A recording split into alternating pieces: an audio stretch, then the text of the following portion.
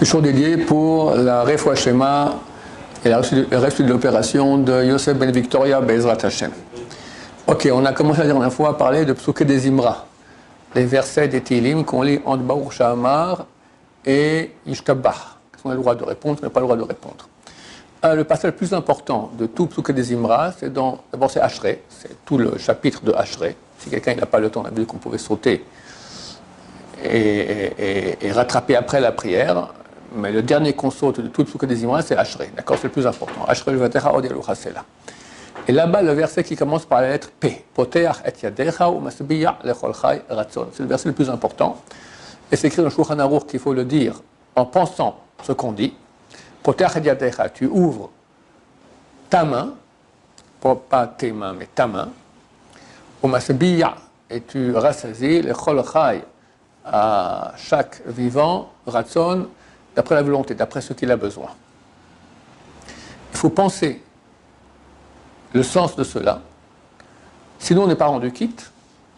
Et si on se rappelle qu'on l'a lu, parce que quand on lisait, on pensait à nos vacances à Honolulu, alors, Kacher bien sûr, alors on doit redire sur place, même au milieu de ce que dis-moi, tu t'arrêtes et tu dis ce verset-là, Poter et Yader.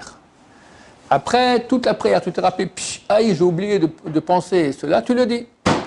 Ben Ishra a dit, c'est bien de rajouter, de commencer depuis le verset d'avant, deux versets d'avant. Sommer depuis sommer. Sommer Hashem lechol anofim, zoke bechol akfufim, en echol echaseb borvatam et tochalam beito, poter et yadecha. D'accord? Tellement c'est important. Ensuite, c'est bien de penser, quand on dit ce verset, les lettres et mots qui sont écrits dans les Sidurim. Je vous lis rapidement, et vous verrez que c'est écrit parce que c'est compliqué à s'en rappeler par cœur. C'est pas obligatoire, mais c'est bien. Potach yadecha, il faut penser que c'est les trois lettres P, Aleph, Yud, qui sont les premières lettres de ces mots-là. Potach, P, Et, Aleph, Yadecha, Yud. Valeur numérique 91. Il faut penser ce mot-là. P, Aleph et puis Yud. C'est un nom de Dieu. Et il y a un autre nom de Dieu qui a la même valeur. Samer et Aleph et Lamed. Tout ça est écrit dans le Sidurim Sfarad normaux. Je ne sais pas si le Sidurim français c'est écrit. Le Sidurim israélien c'est écrit. Ensuite, pensez que c'est la valeur numérique des deux noms de Dieu, Yud Ke Vav Ke et Ado et puis Naï, imbriqués, comme ça. Ça fait Yud et puis Aleph et puis Hey et puis Dalet et puis Vav et puis Nun et puis Hey et puis Yud, valeur numérique 91, initiale de Poter et Yadecha. Plus pensez que les dernières lettres de ces trois mots, Poter et Yadecha, c'est un nom de Dieu qui sont les lettres Chet et puis Taf et puis Kaf, qui signifie en hébreu Chatach, il a coupé. C'est ce qui coupe notre Parnassa. Combien tu as droit? C'est lui, c'est cet ange-là qui s'occupe de notre Parnassa. Bon, ça c'est les trois premiers mots. Ensuite, le quatrième, Poter et Yadecha umasbiya. C'est bien de penser umasbiya, valeur numérique de ce même mot de cet ange, Chet, et puis Taf, et puis Kaf.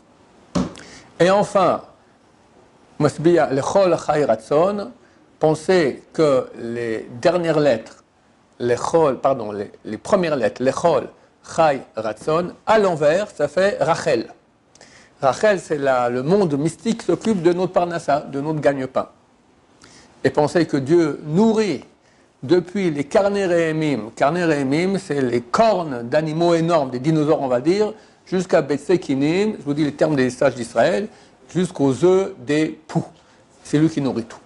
Voilà, ça c'est pour... Même plus petit que ça aujourd'hui. D'accord, c'est ce que Chazal ils ont dit. D'accord.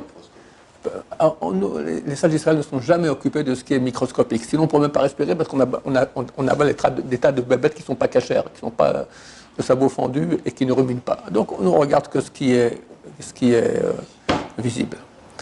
Voilà, ça c'est pour Poter et Yadecha. Maintenant. Rachel, ça n'a rien à voir avec Rachel et Léon. Ça a à voir. Rachel, dans les mondes supérieurs, il y a deux mondes. Il y en a plusieurs, mais il y en a un qui s'appelle Rachel, un qui s'appelle Léa. D'ailleurs, les pieux, ils font la nuit, Tikkun Rachel, Tikkun Léa, réparation de Rachel, réparation de Léa. De qui on parle? De Rachel et des femmes, les femmes de Yaakov. Non, on parle de ces mondes supérieurs. Et ces deux femmes, qui étaient les deux femmes de Yaakov, elles ont été là, on va dire, la matérialité sur laquelle s'est reposé ces deux mondes-là. Comme il y a un monde qui s'appelle aussi Israël Saba, Israël notre grand-père. C'est des mondes spirituels, mais ces patriarches-là et matriarches étaient les vecteurs, très bien, vecteurs matériels de ces mondes supérieurs qui existent. D'accord? Maintenant, j'ai bien précisé, Potach et Yadecha, tu ouvres ta main. Alors les gens, ils font comme ça. Alors c'est bien. Pourquoi? Pour montrer quelque part qu'on reçoit de Dieu. Mais les gens se trompent, parce qu'ils ouvrent avec les deux mains pour avoir plus. Ils ouvrent avec une main, ils auront la moitié. S'ils ont les deux mains, ils auront plus. D'accord? Tu dis en rigolant, c'est façon de parler. Alors les gens croient, Potach et Yadecha, tu ouvres tes mains. Tu ouvres ta main. Mais on reçoit avec les deux mains. D'accord? Pas se tromper. Il faut faire attention de ne pas lever les mains. Ben Ishra a écrit cela. Pourquoi? Au nom du Zohar. Le Zohar, il dit qu'on n'a pas le droit de lever les mains de façon gratuite pour rien. Même quand on fait Netilat Yadayim, vous remarquerez qu'on ne dit pas Al-Rachitzat Yadayim. La bracha n'est pas qui nous a ordonné, sanctifié de nous laver les mains. Qui nous a ordonné, sanctifié de lever les mains. Alors on lève les mains, mais il faut lever les mains jusqu'à là, pas plus haut. Vous voyez que moi-même, maintenant, je ne vais pas le faire. Attention, ne pas lever les mains, faire comme ça on veut recevoir, aussi quand on fait Netilat Yadayim, recevoir un flux d'en haut, mais il ne faut pas lever plus haut que la tête. D'accord? Pas par rapport à l'eau qui Non. Vu qu'aujourd'hui, nous on verse avec Réveillite, donc l'eau, elle peut aller, revenir, ça ne fait rien. Réveillite, ça fait 80 millilitres, c'est rien. 81 millilitres, passe-moi le verre ici. C'est à peu près ça. Qui fait une Netilat avec ça? Qui? Moussabora, il dit qu'on ne peut même pas courir avec de l'eau, une main, avec une quantité d'eau pareille. D'accord? C'est très petit. Donc aujourd'hui, on fait plus. Donc toutes les questions d'eau, il parle des lois de Netilat, l'eau, elle va, elle revient, ça fait des tas de problèmes. C'est pas actuel, parce qu'aujourd'hui, on se lave les mains avec plus d'eau, et donc toutes ces lois seront caduques. Par contre, il ne faut pas lever les mains plus haut que le visage, parce que le Zohar, il interdit cela. D'accord? Des fois, il y a quelqu'un, je me souviens que j'étais à l'Yeshiva, il y avait un grand sadique qui était venu nous parler, le Rav Shvodron, dans cette salle, et il y en a un qui l'écoutait comme ça. Il dit, d'accord, comme ça. On peut pas, faut pas faire attention à cela, d'après le Zohar, d'accord? C'est une mesure de piété. Le Netilat Yadayim, c'est élever les mains dans le sens spirituel, c'est pas mais tu vois que tu lèves les mains aussi comme ça. Sinon, on fait une salle comme ça. Ils te disent, il faut lever les mains à hauteur du visage. Justement, c'est pour cela qu'on appelle cela Netilat Yadayim. Alors, est-ce qu'il y a une élévation spirituelle aussi? Peut-être. En tout cas, il y a une élévation matérielle, c'est clair. C'est pour ça que c'est appelé ainsi. C'est un miracle. C'est pas un miracle. Si quelqu'un n'a pas fait, ça va, il est rendu quitte. Mais normalement, c'est la bonne façon de faire. Ok, on continue dans Psuké des Imra. À un moment, on se lève. Quand on dit Vaïvarech David, on se lève. Et il y a 10 sphères dans le ciel. Quand les prières agissent dans les 7 sphères inférieures, on reste assis. Quand elles agissent dans les 3 sphères supérieures qui correspondent à la tête, on se lève. Donc, quand on dit Vaïvarech David, on se lève parce que ça agit dans les 3 sphères supérieures. Et on dit à un moment, il y a 3 versets, et le 3e verset finit par les mots Vata Moshel Bakol. Et tu maîtrises dans tout. Bakol, tout. Quand on dit ce mot Bakol, c'est bien de donner l'argent en tzedaka.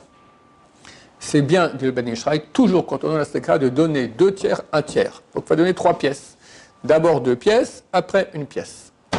Et si tu veux donner maintenant 900 millions de dollars, tu donnes d'abord 600 millions, c'est 2 tiers, et après 300 millions. D'accord? C'est 1 tiers. Est-ce qu'il faut croiser les mains? Non, il ne faut pas croiser les mains. Maintenant, c'est bien en général, quand on donne la tzedaka, d'être debout. Parce que la tzedaka, c'est une mitzvah tellement grande qui lève la soukha, la cabane de David qui tombe. La shrina, la présence divine, elle est en train de tomber. Elle est en galoute avec nous, elle est en exil avec nous. Le fait de donner la tzedaka, ça remonte. Donc c'est bien de se lever quand on donne la tzedaka. Ce n'est pas obligatoire, mais c'est très bien. De même, c'est bien de penser la pensée suivante. Comme ça dit le Ben Ishraï, je crois que c'est au nom de Rav Chida.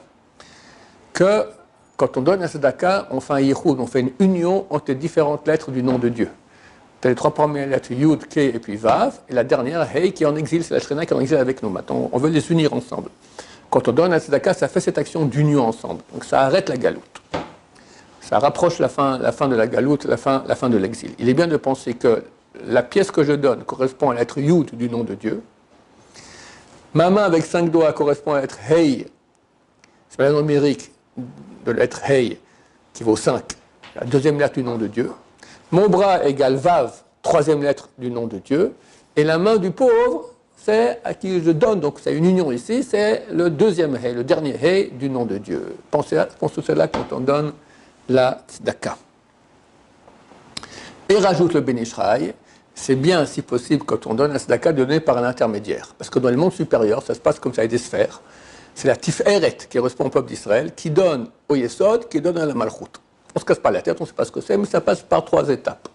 Alors c'est bien aussi, nous, on correspond à la Tiferet. Je donnais à la Malchut, c'est le pauvre, je passe par quelqu'un d'autre. Et toi, viens ici, tiens, donne-lui, s'il te plaît, une pièce en tzedaka. D'accord? C'est bien d'agir ainsi, et pensez à ce que je viens de dire. Voilà, on va s'arrêter ici pour aujourd'hui. Baruch Adonai, la Olam, Amen va Amen.